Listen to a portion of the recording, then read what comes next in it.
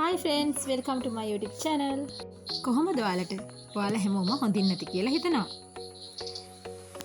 පළමුව ස්තුති කරන්නම් මගේ channel එකට අලුතෙන් එකතු වුණ ඔයාලට සහ මුල සිටම මගේ channel එක බලන ඔයාලා සියලු දෙනාටම. අදත් මම රස කෑම වේලක් හදනවා. වැඩි කතා නොකර යමු අපි වීඩියෝ එකට. පළමුව මම මේ කරල් ටික කඩලා සුද්ධ කරලා කඩලා හොදලා මෙතන කරපිංචා රම්පේ මිරිස් කුඩු ස්වල්පයක් ලුණු 3-5 කුඩු කහ උළුහල් මේ සියල්ලම දාලා මම සූදානම් කරගෙන තියෙනවා. ඊළඟට අලු කෙසෙල් ටික පොතු සුද්ධ කරලා පොතු ටික මම වෙනම අරගෙන තියෙනවා. කපලා හොදලා දිය කිරි වලට කරපිංචා රම්පේ අලු කෙසෙල් ලුණු කහ 3-5 ලුණු උළුහල් මේ සියල්ල මම දා ගන්නවා. මෙතනදී මම අලු කෙසෙල් එකට මිරිස් කුඩු එකතු කරන්නේ බොහෝම චූටි ප්‍රමාණයක්.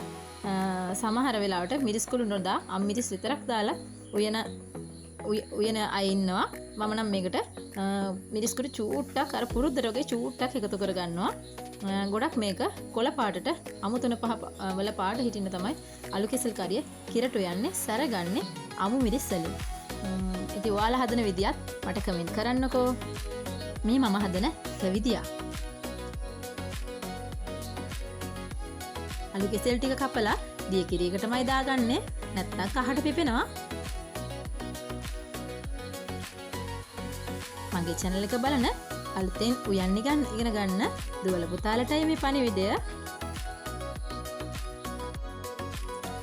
මිටි කිරි ටික පළමු කිරි ටික මම වෙනම අරන් තියලා තියෙනවා. අලු කෙසෙල් ටික ටිකක් තැඹුණාට පස්සේ තමයි මිටි කිරි එකතු කරගන්නේ. දිය කිරි මිටි කිරි දෙකම එකට දාලා අලු කෙසෙල් එක ඉදවන්න එපා. මොකද අලු කෙසෙල් තැම්බෙන්න පොඩි වෙලාවක් යනවා. ඊටම අලු කෙසෙල් එක ග්‍රේවි එක පොඩ්ඩක් තියෙන්න තමයි හදන්න ඕන. හින්දලා හදන්න නැහැ. එතකොට තමයි අලු කෙසෙල් එකේ නියම රස එන්නේ. දැන් මම මෑ කරල් ටික දිය කිරිවත් වතුරවත් මුකුත් එකතු කරන්නේ නැතුව අඩු ගින්දරේ මේ කරල් වල තියෙන වතුර ගතිය උරන්න මේ අඩු ගින්දරේ මම ටික වෙලාවක් ලිපේ තියලා ඊට පස්සේ මේ කරල් එක කිරි දාලා පිස ගන්නවා. දැන් දිය කිරි වලින් අලු කෙසෙල් එක ඉදෙන්න තියලායි තියෙන්නේ. මේ අතරතුර මස් ටික සෝදලා ගම්මිරිස් කුඩුයි කහයි ලුණුයි ගොරකයි දාලා සීසන් වෙන්න පැත්තකින් තියා ගන්නවා. දැන් මේ කරල් එකට මම මිටි කිරි ටික එකතු කරගත්තා. මොකද මේ කරල් එක ගොඩාක් කියලා මම තැම්බෙන්න දෙන්නේ නැහැ. අලු කෙසෙල් එකෙත් දිය කිරි හිඳිලා දැන් මිටි කිරි ටික එකතු කරගන්නවා. ඊළඟට මම ඔයාලට කිව්වනේ අලු කෙසෙල් පොතු මම විසි කරන්නේ නැහැ කියලා. අලු කෙසෙල් පොතු වලිමුත් මම බැදුමක් හදා ගන්නවා කියලා. දැන් යන්නේ ඒ වැඩේට තමයි මේ. මම මේකට හාල් මැස්සොත් ටිකක් එකතු කරනවා. ඔන්න දැන් මගේ මේ කරල් කරිය ඉදිලා ඉවරයි.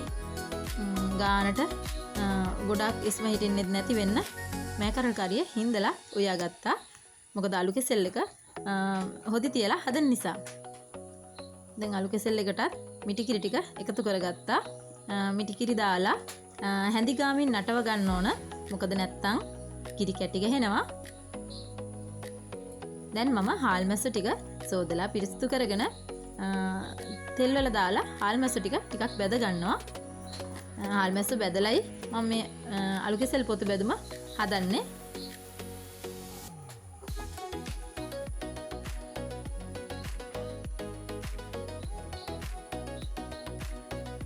හාල් මැස්ස ටික බැදෙන අතරේ මම අලු කෙසෙල් පොතු ටික කපලා ප්ලාස්ටි කරගන්නවා. මේකට මම ලූණු අමු මිරිස් කරපිංචා මේ සියල්ල සූදානම් කරගන්නවා. ඒ අතරතුර අලු කෙසෙල් එක දැන් ගානට කිරි එක උතුරලා ගානට දැන් ඉදිලා ඉවරයි. හාල් මැස්ස ටිකත් බැදීගෙන ඇවිල්ලා තියෙන්නේ. දැන් මං කපපු අලු කෙසෙල් පොතු ටික මේකට එකතු කරගන්නවා.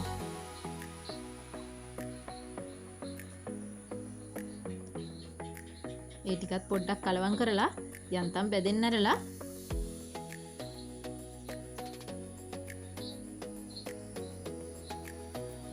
ඊළඟට මම බීලුණු කපාගත්ත බීලුණු අමු මිරිස් කරපිංචා මේකට එකතු කරලා හොඳින් මිශ්‍ර කරගන්නවා. ඊළඟට මම ලුණු ස්වල්පයකුත් එකතු කරනවා. ඒකම කෑලි මිරිසුත් එකතු කරනවා.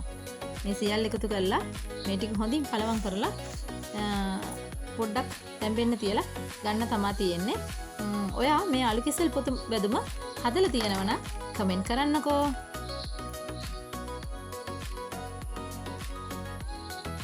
මෙන්න මේ විදිහට තමයි මම අලු කෙසෙල් පොතු බැදුම හැදුවේ හාල් මැස්සොත් දාලා.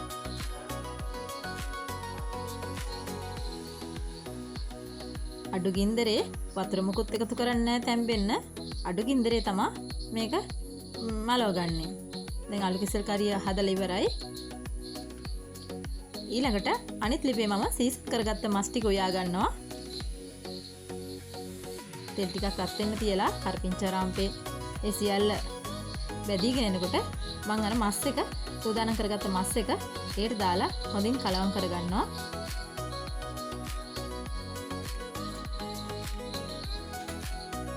මේ වෙනකොට මම මස් එකට එකතු කරලා තියෙන්නේ කොරකයි, පහයි, ලුණුයි, ගම්මිරිසුයි විතරයි.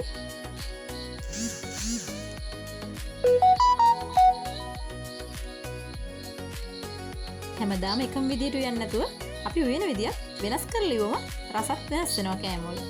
අද මම ඊළඟට දැන් තමයි මිරිස් කුඩු එකතු කරගන්නේ. මම ටිකක් සැරට හදන හින්දා වැඩිපුර මිරිස් කුඩු ටිකක් එකතු කරගන්නවා. ඒ ටිකත් හොඳින් කලවම් කරලා අස්සරට හොඳට එකතු වෙන්න හොඳින් කලවම් කරගන්නවා.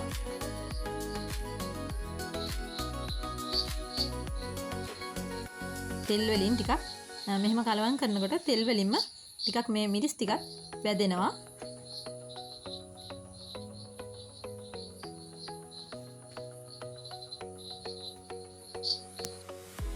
ඊළඟට බැදපු තුණු පහ ටිකත් එකතු කරලා හොඳින් කලවම් කරලා ඒ ටිකක් මේ විදිහට අමුගතිය යන්න මේවා හොඳින් මස් කැලි වලට උනන්න කලවම් කරලා ඊළඟට තමයි අවශ්‍ය ප්‍රමාණයට වතුර දාලා මස් එක පිසගන්නේ. මම මේ මස් එකට හිනිකොච්චි කරලකුත් එකතු කරගන්නවා. මොකද මස් එකට හිනිකොච්චි දාලා මේ විදිහට හැදුවම හරි සුවඳයි. ඒ වගේම වෙනස්ම රසයක් එකතු වෙනවා. දැන් මේ විදිහට මස් එක ඉදෙන අතරතුර මම ඊළඟට මැල්ලුම සූදානම් කරගන්නවා.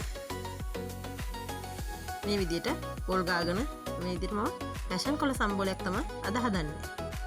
අලු කෙසෙල් පොතු බැදුම හදලා, අලු කෙසෙල් කිරට හදලා, මේකරල් හින්දලා උයලා, රැෂන් කොළ සම්බෝල හදලා, චිකන් කරියක් රසයට හදලා, මම රස කෑම වේලක් අලුත් වීඩියෝ එකක් අරගෙන ආයෙත් එන්නම්.